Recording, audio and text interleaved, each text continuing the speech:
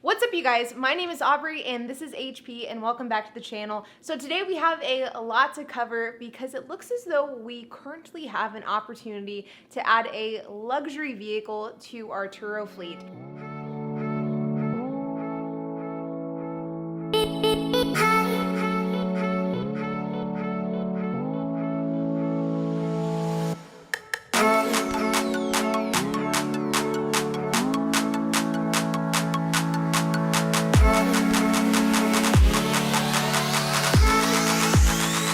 So this is a 2009 Mercedes-Benz C300. Now, this vehicle is cool in a sense that it has leather, heated seats, power sunroof, power mirrors, doors, windows, which is a weird thing to say that it has, considering some of our vehicles don't have that on our Turo fleet. Things like premium headlamps, fog lamps, upgraded wheels. Now this C300, this is not a 4MATIC, which means that it's a rear-wheel drive. It is a sport, so it does have some upgraded wheels and some small interior bits as well. So this Mercedes is actually my dad and my stepmom's old car. They had this car for a really long time. Both of my parents work from home, so it wasn't really driven a whole lot, and they recently replaced it to get a larger car to assist in the process of transporting my niece.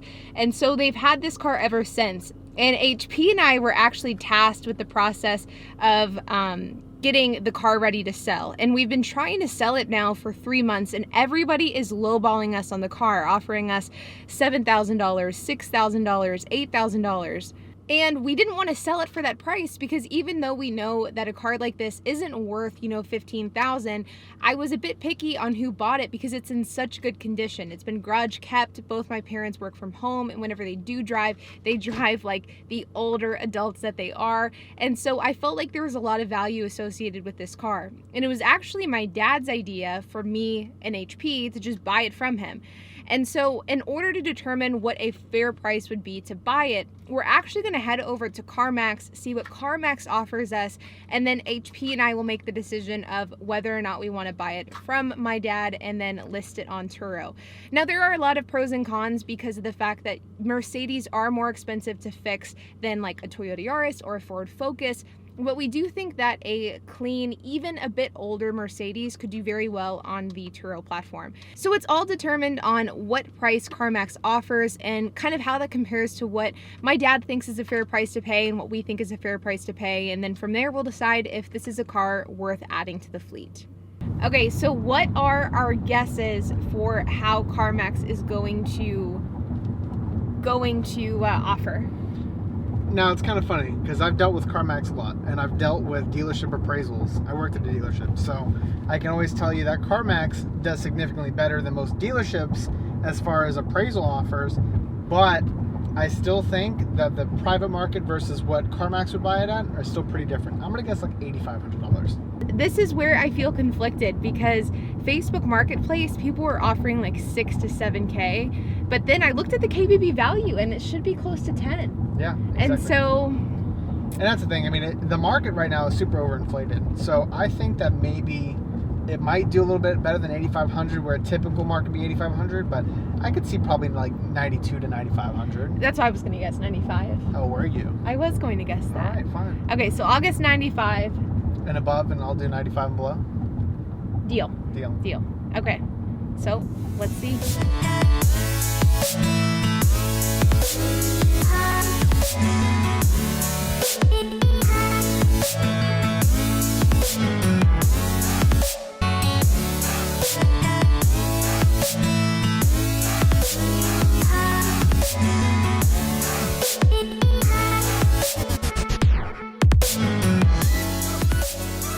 Okay, so we finished the appraisal.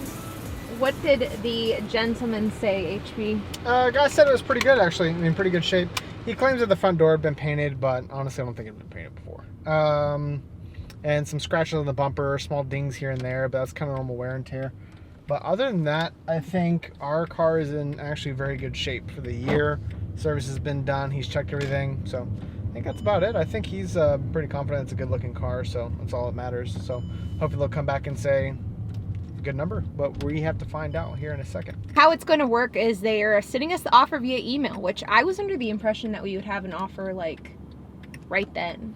They typically do, but he said pending COVID and I everything. guess COVID, yeah, they want people in and out.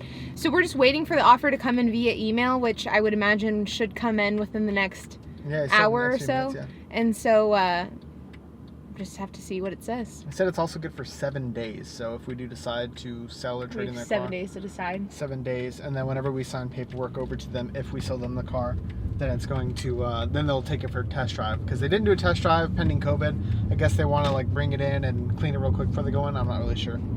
Interesting. And then they'll take it for a test drive, and then if everything looks good, we're good. But they might adjust it if something bad happens on test drive, which the vehicle's flawless mechanically, so we're good. We just got the appraisal in via email. We haven't even looked at it yet. This is the first time that we are seeing it. CarMax, Henry, your customer appraisal offer from CarMax. Wow. That's impressive. Wow. Okay, so this is, before we give you the price, this is the breakdown. It says considered features: alloy wheels, auxiliary audio input, front seat heaters, overhead airbags, sunroof. Interior is front seats, rear seats, carpet are all okay. Is it like good, okay, bad? Or like is okay, good? I mean, there's got to be a good somewhere. It just says okay, so I guess it checks the boxes. Mechanical transmission, okay. Engine, okay.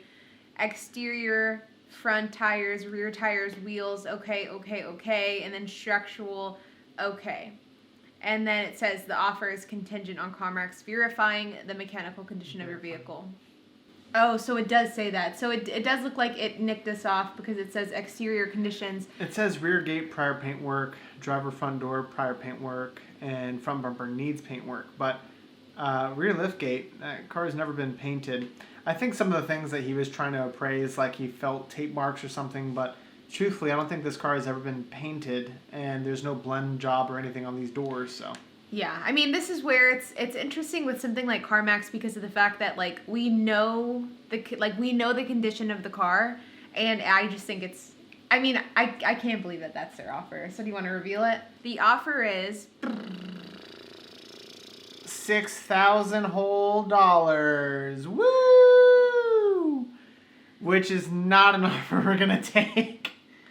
I mean, obviously we're not selling it for $6,000. I'm really surprised that that's the offer that they gave, because I was getting the offer of like $7,000, $8,000 on Facebook Marketplace, and I felt like the people on Facebook were lowballing us. And so the fact that CarMax has lowballed us as much as they have, I'm kind of surprised about it. I know that the dealership is supposed to give a low offer so they can sell the car for a profit, but I'm surprised at how low this is, especially given the inflated market. And I can kind of tell you a number of reasons why. The vehicle is a little bit older. It's an '09, where they can still sell that car. That's in CarMax's realm, but CarMax is always looking for more new cars. On top of that, if they do decide taking that vehicle, small things like paint work, I mean, truthfully, let's say if they invest a total of $1,000 in that vehicle so they can make it CarMax certified and everything, right? I would probably say they might invest $1,500, if that. And then by the time they do all their markups and add-ons and everything, it would probably end up being a $10,000, $11,000 vehicle for sale on their side. So I could see why they'd offer $6,000, but they're trying to gouge us. I think one thing, though, is to always remember is that these are always market prices, where this CarMax might sell for that much. A CarMax, say, in Oklahoma might say a little higher. But then that begs the question of if used car markets, like the 2009 Yaris that was totaled 2 weeks ago got totaled out for $5,400, and that Yaris was a 2009, cloth seats, manual locks, manual windows. Like, it was so much worse. So, I mean, I just think that, like, regardless, this is not the worth of the car. No, 100% definitely not. But, I think that that's good news for us. I mean, not that we're looking at, scamming my dad out of money, but I think that this solidifies the decision to just buy this car for my parents. And so I think that means that we are officially adding a luxury vehicle to the fleet. Now, I know it's a 2009, so it's not like it's a Maserati or a 2020 Mercedes-Benz, but it still is something vastly different than what we've rented before. Well, we did have a Mercedes a long time ago. I've talked about that on my main channel before. The result of that was not a positive experience. So it'll be interesting. Yeah, I think this is definitely something where this vehicle isn't as nice as the other Mercedes that we had, but I think mechanically speaking, this one is probably going to be less hassle, and I think if we price this right, it'll be very lucrative. So with that being said, you guys, I think that means it is official. We are officially adding a Mercedes to the fleet, and we're excited to see what it ends up doing. So we will, of course, keep you up to date on how this Mercedes performs. More importantly, how it performs maintenance-wise. This is something that HP was super skeptical about, and I think that it's something that will be interesting to see how it pans out over the next few months. But like always, you guys, if you have any questions, comments, if you have anything to add, we would love to hear it. And while you guys are at it, make sure to hit the like button, hit the subscribe button, and hit the notification bell. And we will see you guys in the next video.